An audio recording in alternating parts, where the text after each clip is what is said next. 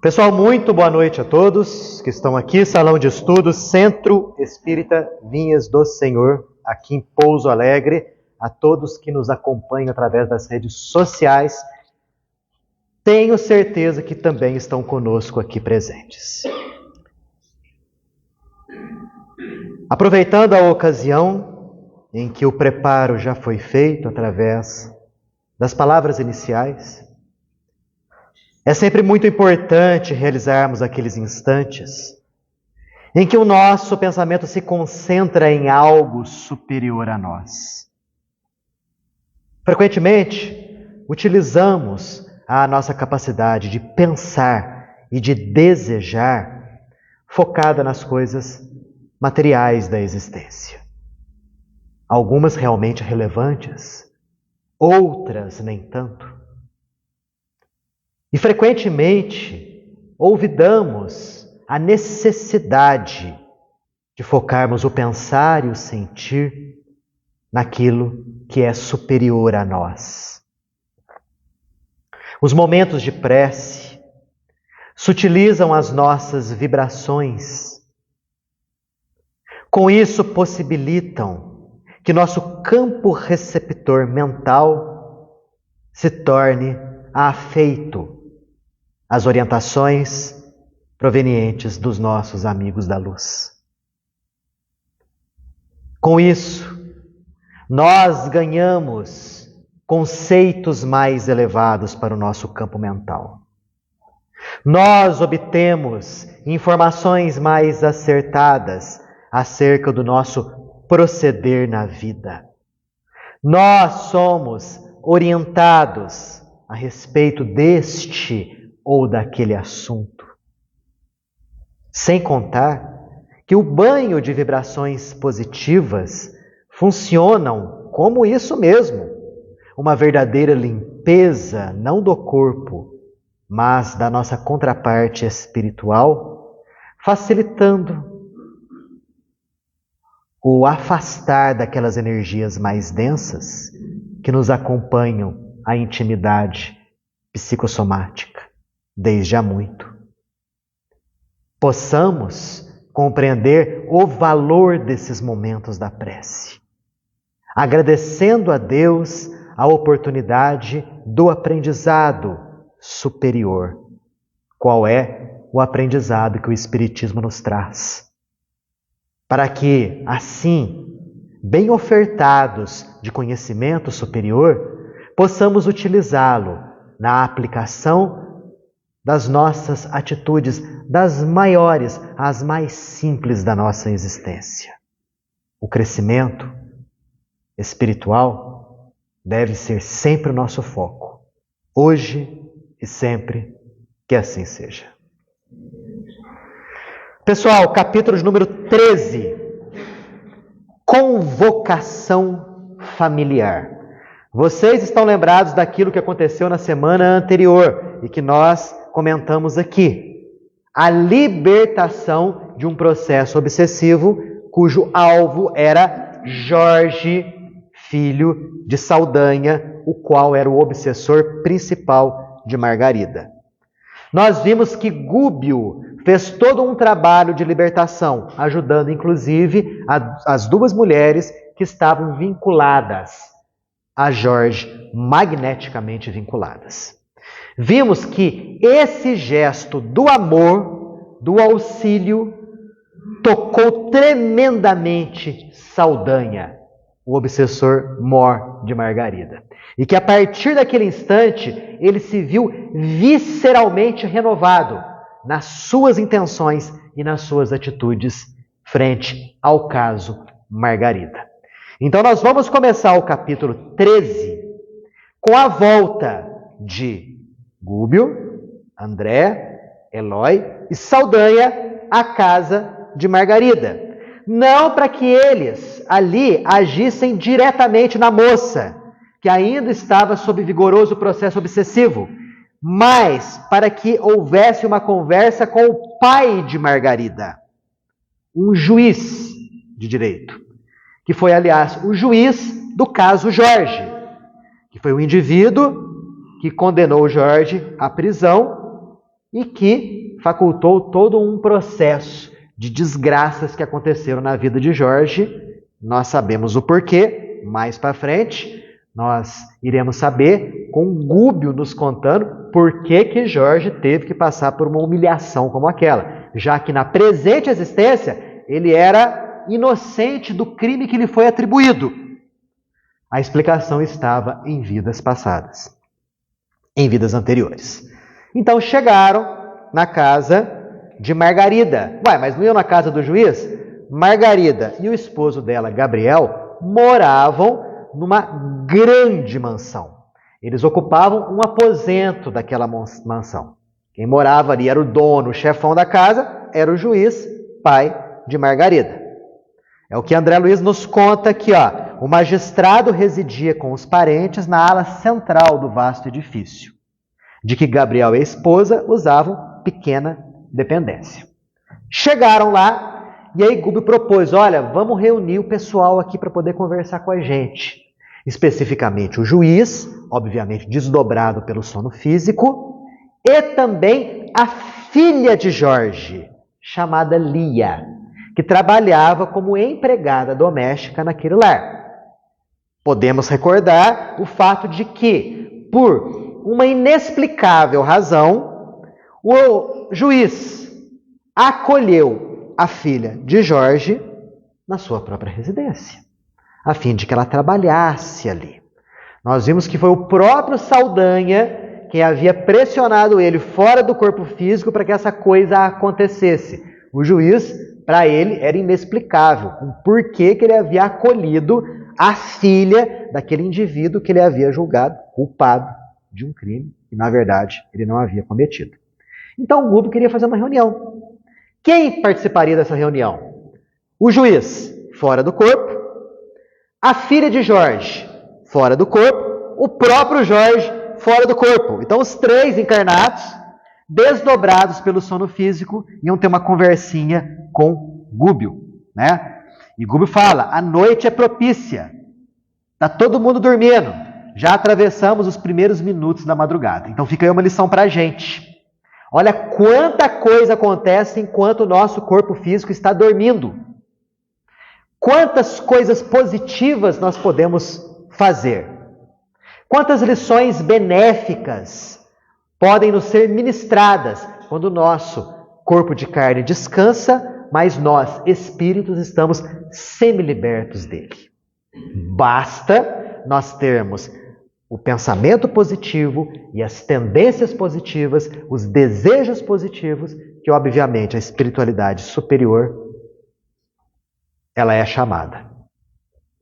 Entramos respeitosos, mas confesso que o sono do magistrado não poderia ser tão calmo quanto desejaria. Por quê? Quando eles entraram na casa e foram se dirigir ao quarto onde o magistrado, o juiz, se ocupava, André Luiz viu um monte de espíritos desencarnados às portas do quarto. Eles não conseguiram entrar, mas nas portas do quarto. O que esses espíritos eram? Espíritos de bom nível? Não. Alguns rogavam socorro em altos brados. Outros, a maioria, reclamava justiça. Então eram indivíduos que haviam passado pelo crivo do juiz, nesses anos todos que o magistrado desempenhava essa função. Pessoas que haviam desencarnado e que não haviam concordado com a sentença que lhes havia feita, que o juiz havia feito a eles.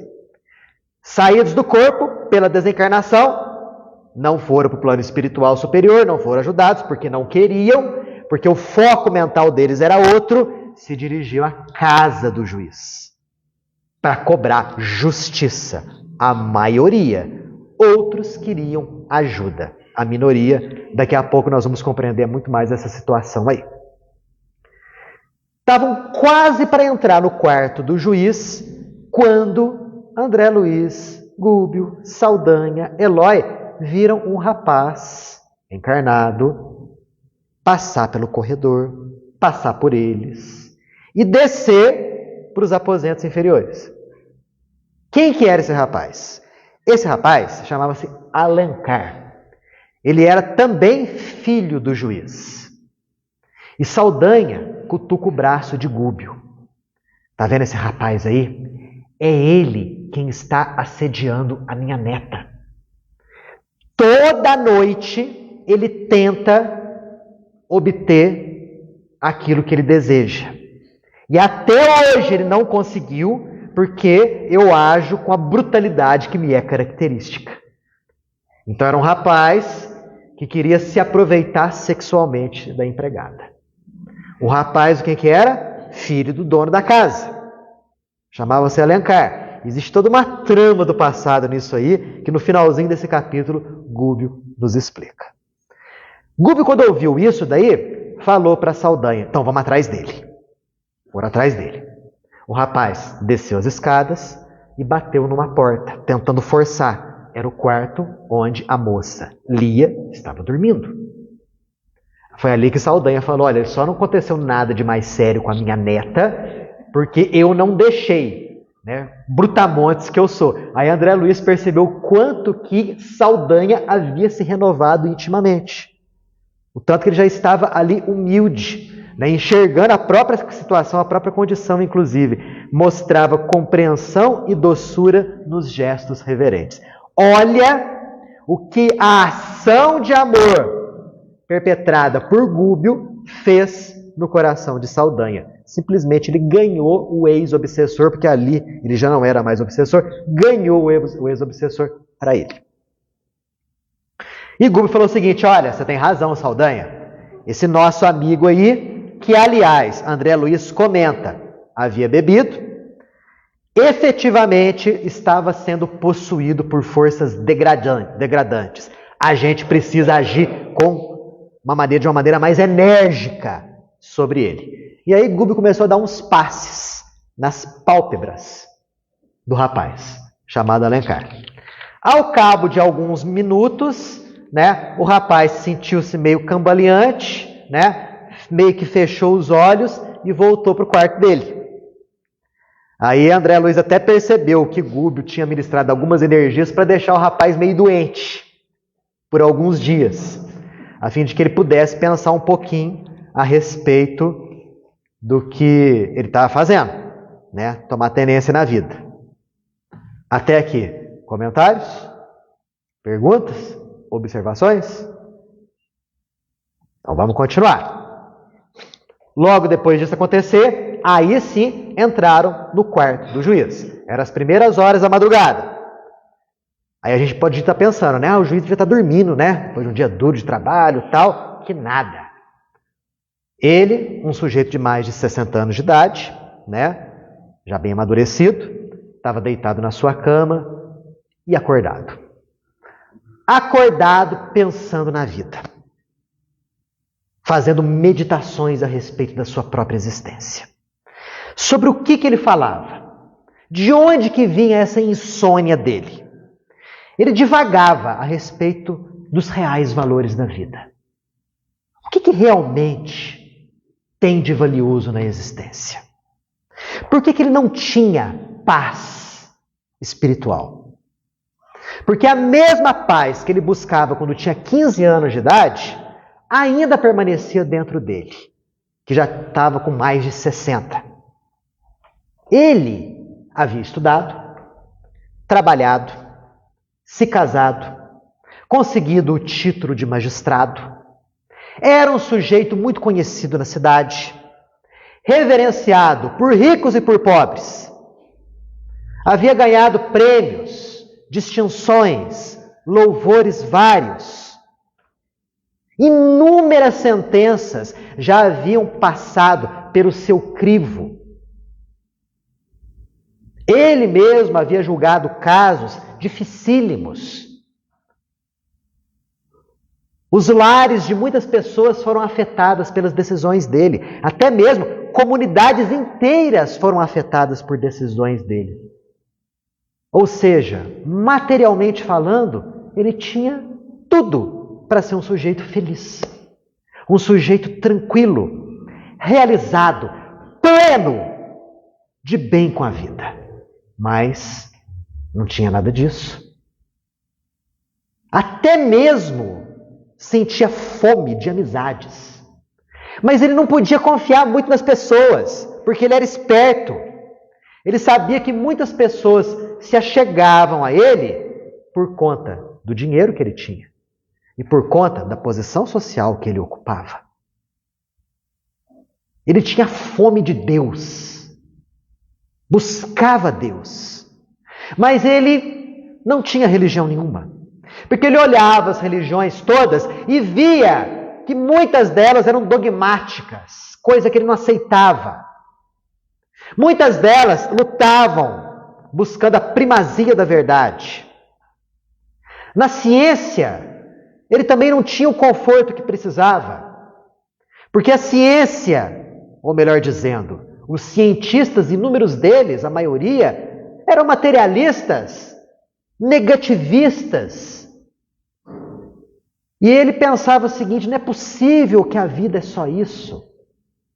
Porque se a vida fosse somente isso de material, se morresse e tudo se acabasse, a gente teria tanto valor quanto uma bolha de sabão, que surge e de repente explode. E André Luiz foi notando o pensamento do juiz, que tinha, aliás, os olhos úmidos de lágrimas. Tudo isso que eu falei para vocês aqui eram divagações mentais que o juiz estava fazendo. Como que André Luiz pôde captar isso? André Luiz colocou a mão sobre a fronte dele. E através disso ele fazia leitura mental do que estava se passando pela mente do magistrado. Aí André Luiz tirou a mão. Aí foi a vez de Gúbio. Gúbio falou o seguinte: vou começar a preparar aquilo que a gente está planejando. Colocou a mão na testa do juiz. E André Luiz percebeu que Gúbio estava tentando puxar alguma memória do magistrado. Porque, de repente, o magistrado arregalou os olhos. Parecia que estava enxergando cenas de um passado. Vamos ver quem que adivinha. O julgamento que ele fez O julgamento que ele fez do Jorge. Que coisa interessante, né? Eu fico imaginando a seguinte coisa: como que os espíritos benfeitores espirituais têm essa capacidade bem aprimorada e apurada, né? Ele soube puxar daquele emaranhado de fatos que estavam presentes na memória ali do magistrado, pescou aquele fato específico e trouxe à baila na consciência do magistrado. E o magistrado arregalou os olhos, né? Ficou enxergando novamente aquelas cenas daquele passado que já havia, né, acontecido e questionava: peraí, mas por que eu estou me lembrando disso agora? Olha, eu acho que isso já aconteceu com vocês. Porque comigo já.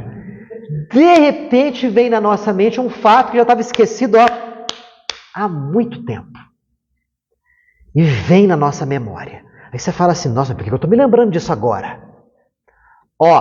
Muito provavelmente, se você não fez esforço nenhum para se lembrar, e de repente esse fato que já estava soterrado na tua mente surgiu, algum amigo espiritual está trazendo isso na sua mente. Ou o contrário. Né? Seja para ajudar, seja para te espetar mais ainda. Um dos dois. No caso aqui, o Gúbio queria facilitar o processo de, entre aspas, conversão do juiz. Né? Porque ele se perguntava: nossa, mas por que isso está vindo na minha cabeça agora? Aí ele se lembrou de Jorge, que havia declarado veementemente inocência. Veio na mente dele Jorge sendo preso, e depois ele tendo notícias de que Jorge havia sido, né, passado por um hospício. Ele também ficou sabendo do suicídio da esposa de Jorge, que Jorge havia sido abandonado por tudo e por todos. E pensava: mas é um caso tão pequeno, tão sem importância. Por que eu estou me lembrando disso? Já julguei situações, processos muito mais difíceis. Isso daí foi só um simples caso bobo de assassinato. Por que será que eu estou me lembrando disso? Mas era Gúbio que estava fazendo com que ele se lembrasse. Né? Aí Gúbio tirou a mão da testa dele e falou o seguinte: André, Eloy, faz favor para mim. Vai lá para o hospício, tragam Jorge para cá. E André Luiz e Eloy foram. Voltaram para o hospício. Chegaram lá, Jorge estava dormindo, em corpo físico. Em espírito ele estava todo largadão lá, todo prostrado. Porque ele havia tido várias crises, né? Oriundas do processo obsessivo. André Luiz fez uns passes nele lá, revigorantes. Jorge ficou mais ou menos ali. Aí pregaram Jorge um do lado, outro do outro. Voltaram para a casa do juiz. Chegando lá, Gúbio já havia providenciado a saída do juiz do corpo e da moça, Lia, que era a empregada doméstica da casa, que era filha de Jorge. E reuniu os três num mesmo cinturão energético. Então nós temos 3 pessoas ali, tá? Nós temos o juiz, nós temos Jorge, que foi julgado por ele, e nós temos Lia, filha de Jorge, que trabalhava como empregada do juiz. E, depois disso, Gúbio começou a ministrar passes magnéticos nos 3. Com qual objetivo? Facilitar o entendimento da lição que ia ser dada para os 3. André Luiz coloca aqui, emprestou-lhes forças à mente, por intermédio de passes, operações fluídicas, para que o ouvissem acordados em espírito, tanto quanto era possível. Notei então que o despertamento não era análogo para os 3. Aí a gente pergunta, nossa, mas peraí, quando a gente sai do corpo, a gente não fica totalmente acordado? Não, gente. Depende de cada caso. Há muitas situações em que o indivíduo tem, por exemplo, uma mente muito fixada nas coisas da matéria, nas coisas materiais, e ele desdobra do corpo físico pelo relaxamento natural oriundo do sono, e ele permanece meio entorpecido também. Há pessoas que são tão focadas nas atividades materiais que saem do corpo e desempenham as funções materiais. Às vezes limpando uma casa, às vezes se dedicando ao trabalho, tudo fora do corpo, né? São poucos aqueles que têm um nível de consciência tal que eles saem do corpo e vão para regiões boas do plano espiritual. Angariar conhecimentos, trabalhos, enfim, coisas desse tipo. Por isso que André Luiz faz questão de ressaltar despertamento. Não que esses 3 iam acordar no corpo físico, não, mas que eles iam ficar mais focados, mais ligados em termos espirituais. Entenderam a diferença? Entenderam a diferença? Sim, beleza. Então o despertamento não era o mesmo para os 3. Variava de acordo com o nível evolutivo e com as condições mentais de cada um. Dos 3, o que mais ficou desperto foi o juiz, pela agilidade de raciocínios dele. Em segundo lugar, a moça, Lia, que era muito inteligente, né? Em terceiro lugar, Jorge está meio ali, né? Pela situação que ele estava passando, ele não estava muito desperto, não. Quando o juiz ficou desperto, ele olhou aquele pessoal todo lá e ficou meio assustado.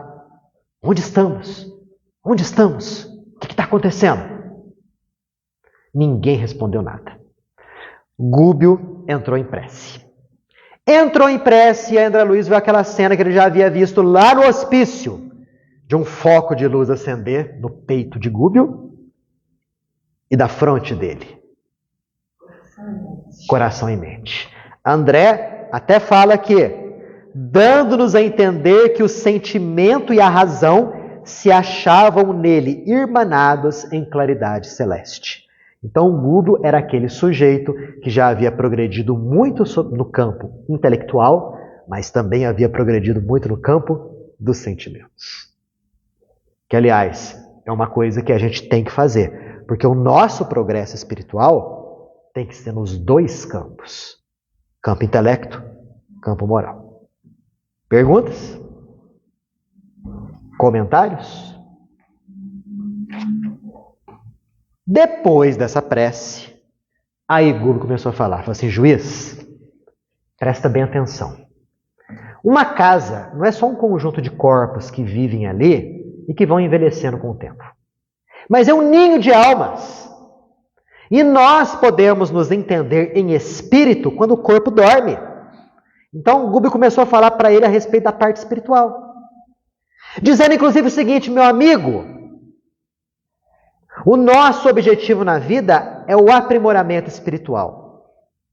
As nossas vivências são inúmeras. Somos seres multimilenários em busca de Deus. Todos atores do drama sublime da evolução universal. Quando nós interferimos beneficamente no destino dos outros, nós não temos culpa nenhuma nisso. Isso é bom. Agora, quando nós interferimos de maneira inadequada no destino alheio, é justo que haja o apelo do amor. O que ele está falando aqui? Ele está falando a seguinte coisa: que nas nossas caminhadas, quando a gente interfere no destino de alguém, seja através de alguma palavra, de algum ensinamento, ou de alguma ação, quando essa interferência é positiva, obviamente, nós não temos nenhum débito, não contraímos nenhum débito com isso. Isso é lógico de perceber. Agora, quando nós utilizamos das palavras e das ações e interferimos negativamente no destino dos outros, forçosamente, nós somos obrigados a corrigir aquilo que nós fizemos. Era o que Gúbio estava falando para o juiz. O juiz não era bobo, sujeito extremamente inteligente. Ouviu essa conversinha inicial de Gúbio, olhou para Jorge, porque ele se lembrou de Jorge, né? E perguntou o seguinte: apelam, porventura, em favor desse condenado? Gúbio respondeu: sim. Não acreditas que essa vítima aparente de inconfessável erro judiciário já tenha esgotado o cálice do martírio? Gúbio não era bobo. Olha a palavra que ele usa: inconfessável erro. Quando a palavra inconfessável está presente, o que isso significa? Que não tem desculpa. Uma pessoa não confessa. Ela não quer falar o que ela fez. Exatamente. O juiz errou. Com conhecimento de causa. Né? Inconfessável erro. Quer dizer, existem aqueles erros que são oriundos da nossa limitação espiritual mesmo. Da nossa ignorância. Muito bem. Mas existem aqueles que nós queremos que aconteça. Possivelmente foi esse caso aqui. Aí o juiz falou o seguinte: mas o caso dele está liquidado. Já foi julgado. Ao passo que o Gúbio falou assim: não, juiz, nenhum de nós chegou ao fim dos processos redentores que nos dizem respeito. Jorge precisa de uma pausa nos seus processos redentores. Aí o juiz falou o seguinte: mas olha, não houve erro nenhum. Eu consultei os códigos, o crime foi averiguado, verifiquei os laudos periciais e as testemunhas condenaram o réu. Não posso, em sã consciência, aceitar intromissões da tua parte. Desse jeito para o Gúbio. Mesmo tardias, sem argumentação poderosa e cabível. O juiz falou o seguinte, deu aquela carteirada, né? Os meus conhecimentos dos códigos, juntamente com a minha análise dos laudos, das testemunhas, condenação e fim de papo. Não questionem a minha decisão. Basicamente isso que ele falou. Não, mas tu está em quantos cancetos aí? Isso daqui nem deve ser a primeira. Não, sei lá se é primeira, segunda. Tá lá. Só sei que ele foi preso, Jorge, depois foi pro hospício. Então o caso dele não era muito bom, não. Aí Gubbio começa a falar para ele. Ele começa a falar o seguinte: então, eu entendo o que você está falando. Você está invocando a tua condição de juiz para justificar a condenação de Jorge. Mas eu percebo o quanto que você não entende direitinho da tua função. Por quê? Porque, meu amigo, aquele que é realmente superior nunca se coloca nessa condição de superioridade. Gente, isso daqui, ó, é de uma veracidade tão bonita. Porque as grandes almas, as pessoas realmente superiores, seja no campo intelecto ou no moral, elas nunca colocam-se nessa condição de superioridade. São simples e são humildes. O indivíduo que se arroga na condição de superior dos outros, você pode ter certeza, não é superior coisíssima nenhuma. Ele lança a mão de títulos, ele lança a mão do dinheiro, ele lança a mão da sua condição social, ele lança a mão do cargo que ele ocupa, né, para jogar na sua cara o quanto que ele é melhor que você. O indivíduo que é realmente superior em termos espirituais, ele não faz isso. Ainda essa semana eu estava vendo um depoimento do Renato Prieto. Eu até coloquei no grupo do centro. Ele é o André Luiz dos livros, dos filmes, da série André Luiz. E perguntaram para ele a respeito do Chico, que ele teve uma convivência com o Chico. Ele falou assim: olha, o Chico era uma alma extraordinária. Porque ele sentava com você e ele se colocava na sua condição. Na sua condição. Em nenhum momento ele se mostrava com a superioridade que a gente sabia que ele tinha. Conversava naturalmente com você. Ria com você. Explicava as coisas da vida para com você. Esse é o indivíduo realmente superior. Então, o que Gubbio estava falando para ele aqui. E ele continuou: juiz, nesse mundo que a gente vive, quem distribui justiça e amor está predisposto a inúmeras dores. Não é difícil a gente ver isso, né? A pessoa que realmente luta pela justiça, ela é perseguida. Concordam comigo? Quantos por aí atualmente que querem que as coisas funcionem de maneira adequada e são perseguidos duramente por isso? Muitos. Podemos ver o próprio exemplo de Jesus, que esteve aqui nesse mundo, e Gubbio cita isso aqui, que foi justo, santo, mas foi crucificado no madeiro infamante. Por quê? Porque ele veio mostrar a real justiça. E veio disseminar o amor. O que aconteceu com ele? Morreu. Foi assassinado na cruz. Então, nesse mundo de provas e expiações, todos aqueles que desejam e lutam pela real justiça são perseguidos. Todos aqueles que lutam pela disseminação do amor são perseguidos. Citei o Chico agora. Vejam o exemplo da vida do Chico.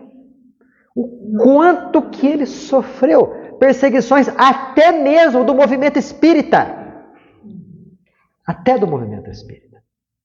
Já teve, saiu da FEP. Exatamente, teve o caso lá com a FEP. E ele continua: juiz, o teu raciocínio, porventura, é impecável? Infalível? Em todos os teus julgamentos, você realmente foi imparcial? Quantas vezes as tuas decisões foram inclinadas por motivação política? Aí Gubbio começa a jogar na cara, né? Do juiz. Quantas vezes os teus desejos caprichosos se sobrepuseram aos códigos legais? Será que realmente a tua condição de juiz te coloca na condição de um supremo infalível? É o que Gubbio nos fala aqui. Aí quando o juiz ouviu isso daí, ficou branquinho. palidez cadavérica, lhe cobria o semblante. E ele começou a chorar. Grossas lágrimas começaram a escorrer dos seus olhos. E Gubo não parou por aí, não. Ele continuou. Né? Gubo é do tipo que morde e assopra. Já notaram isso daí? Né? Ele fala umas palavras bonitas, de repente, tchum, cutuca a pessoa ali, ó, na onde ela precisa. Né? Depois ele assopra de novo. Olha o que ele fala agora. Gente do céu. Juiz, não fosse a compaixão divina que te concede ao ministério diversos auxiliares invisíveis, amparando-te as ações por amor à justiça, que representas, e as vítimas dos teus erros involuntários e das paixões daqueles que te cercam, não te permitiriam a permanência no cargo. Viram isso aqui? O que o Gubo está falando? Meu amigo, Deus, na sua infinita bondade, te concedeu inúmeros auxiliares espirituais. Por amor à justiça. Porque se não fossem esses inúmeros auxiliares espirituais, você nem no cargo estaria mais. Possivelmente, nem encarnado estaria mais. E ele continua: teu palácio residencial mostra-se repleto de sombras. Aí ele está falando daquelas pessoas, dos desencarnados, que estavam bradando por ajuda, alguns, e por justiça, a maioria. Homens e mulheres, dos que já sentenciastes em mais de 20 anos nas lides do direito, arrebatados pela morte, não conseguiram te perdoar. E permanecem aqui, ó, cobrando-te explicações sobre os casos deles. Demoram-se em tua própria casa, aguardando-te explicações oportunas. Quando a gente vê um indivíduo com um cargo que ele tem aqui, a gente mal imagina as cobranças que existem.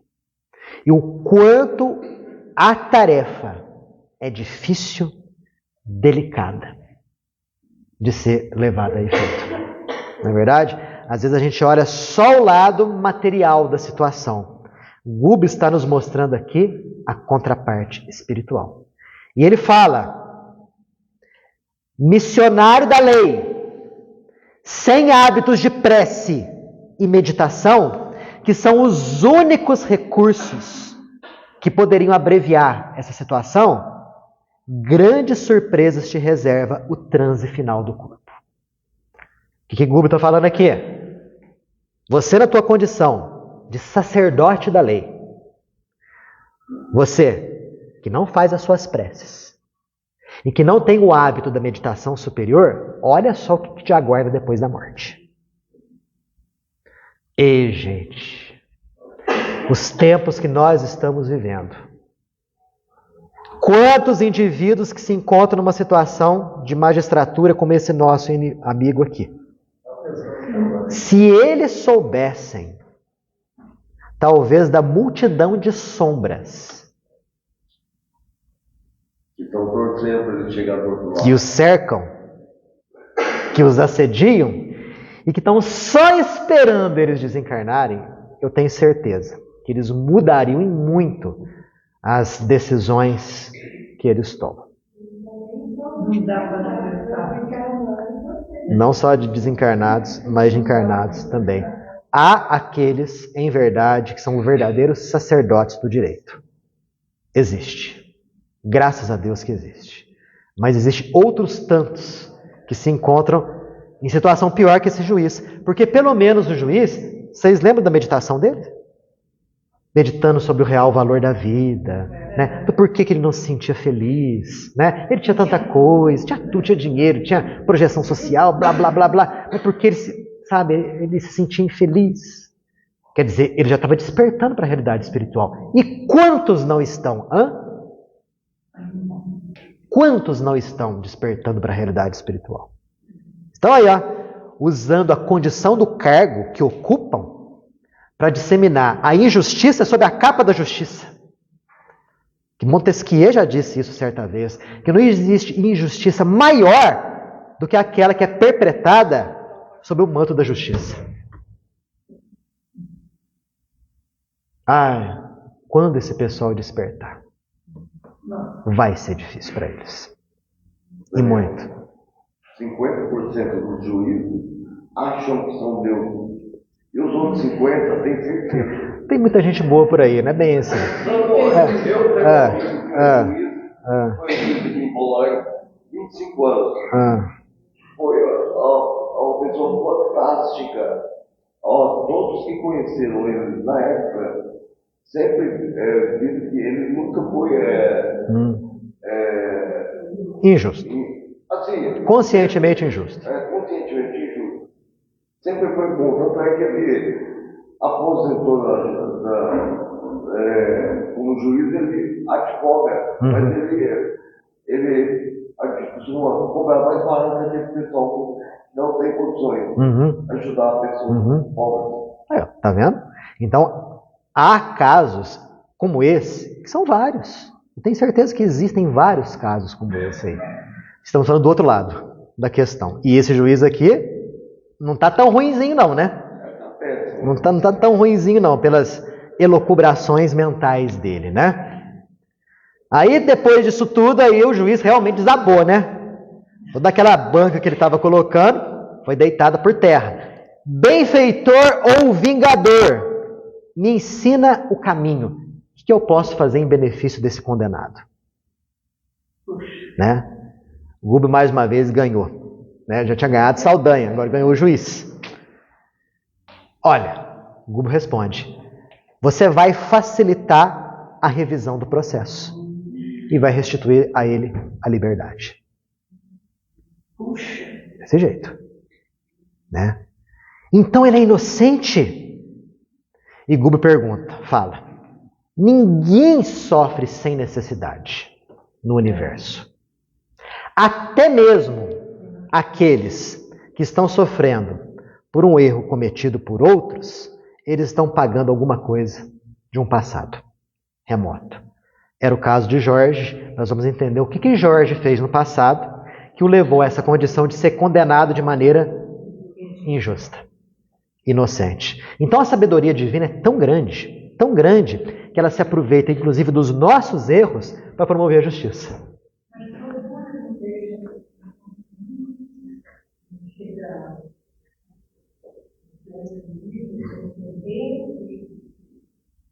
Sim, mas assim, ele atingiu esse estado de loucura só depois de um tempo, né? Por quê? Lembra que ele foi preso? Né? Uma, entre aspas, confissão foi construída à força de muita tortura, pelo que Gubo dá a entender aqui. Depois ele foi julgado culpado, né? Sendo que ele era inocente. Daquele crime ele era inocente. Né? Foi preso, quer dizer, ele passou uma boa quantidade de tempo sofrendo todas aquelas amarguras. Só depois que a mãe desencarnou e a esposa desencarnou, que se uniram magneticamente a ele, que a situação piorou bastante. Que ele aí já se enveredou pelos caminhos da loucura e passou para o hospício. Mas até então, estava sofrendo bastante. Não tenhamos dúvida disso. Aí o juiz nada, o Gubo continuou. As tuas ações não vão se limitar a libertar ele da prisão, não. Você vai amparar a filha dele também, que é essa moça que está aqui. Tá? Você vai acolhê-la como se fosse tua filha. E vai dar para ela uma boa educação. Aí o juiz falou o seguinte: mas como que eu vou amparar ela como sendo a minha filha? Ela não é a minha filha. E Gubo fala: meu amigo, o que você acha? Eu estou te pedindo isso porque você tem condição de fazer. O que você pensa da vida? Semeia amor sobre os teus passos. Você tem condição financeira para isso? Ou você acha que o seu dinheiro deve ser utilizado somente para o benefício dos seus parentes consanguíneos? Dilata a tua visão da vida.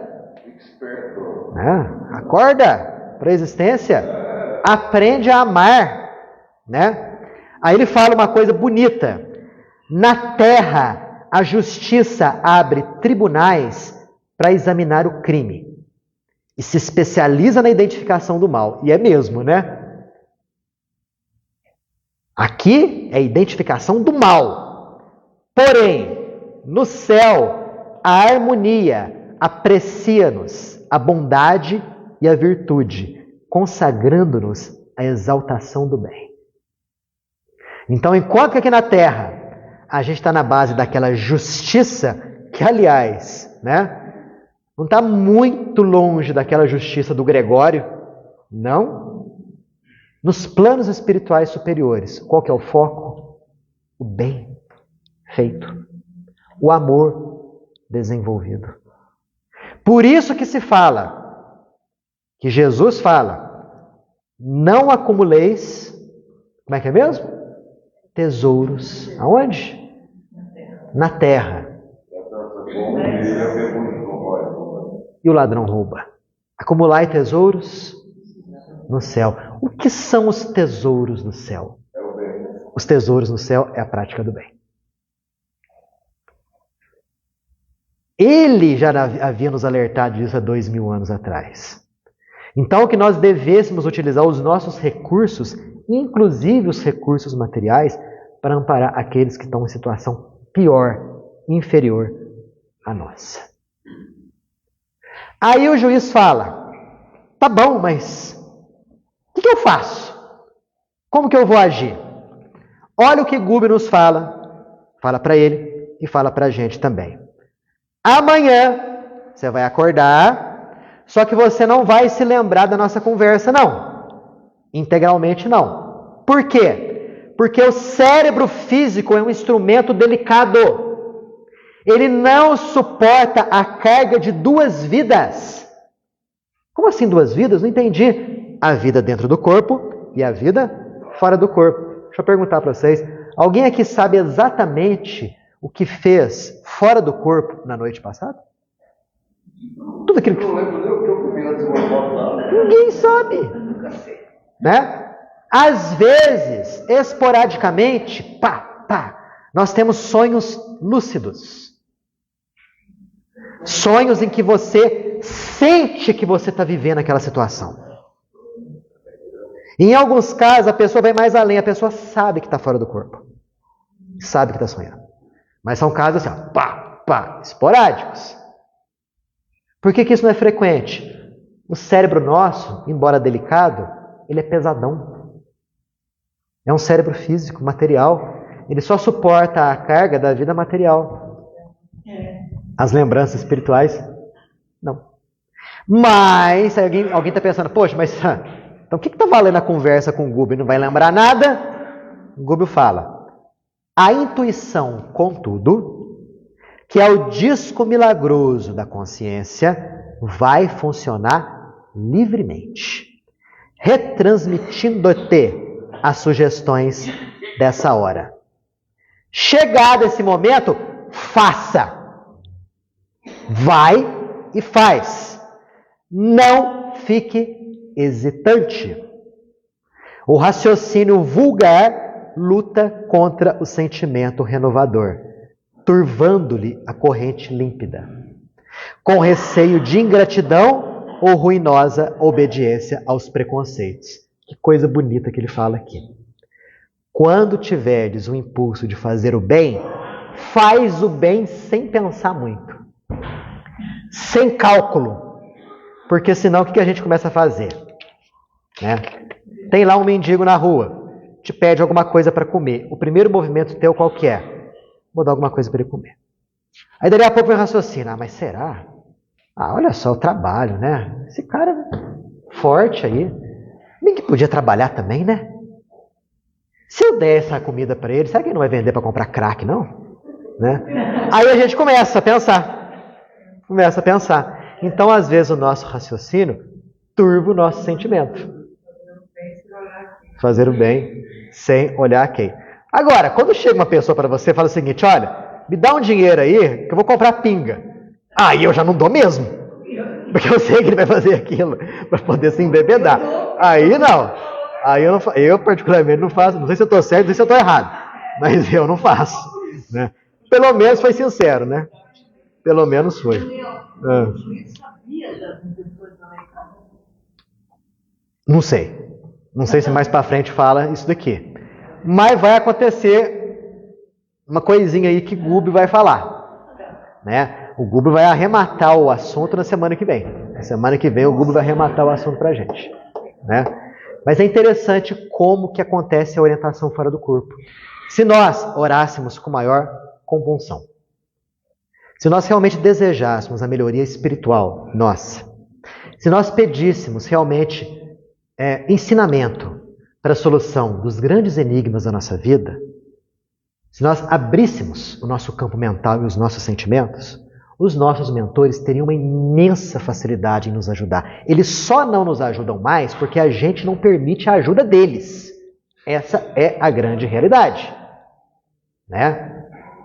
A gente não abre portas para interferência positiva do plano espiritual. Muito pelo contrário, a gente abre portas para interferência negativa do plano espiritual. Até aqui, semana que vem a gente continua. Alguém quer fazer algum comentário? Alguma pergunta?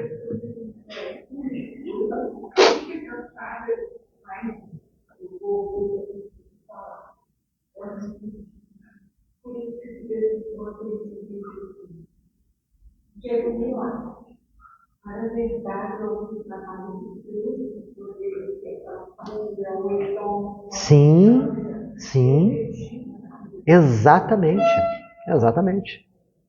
Quer dizer, os espíritos eles agem na nossa vida de uma maneira muito intensa. A gente que não percebe essa ação deles em nós, mas tem a ação positiva e tem a ação negativa. Está lá no livro dos espíritos, frequentemente eles que nos conduzem. Frequentemente. Muitas ideias, muitos desejos, muitos sentimentos que de repente surgem não são nossos. Vem de fora para dentro. Compete a nós peneirar aquilo para ver se realmente compensa. Agir conforme aquele pensamento, agir conforme aquela intenção. Né?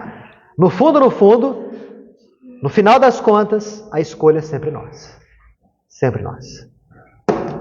Ok? Elevando o pensamento a Deus, agradecidos por tamanha oferta de lições para a nossa existência.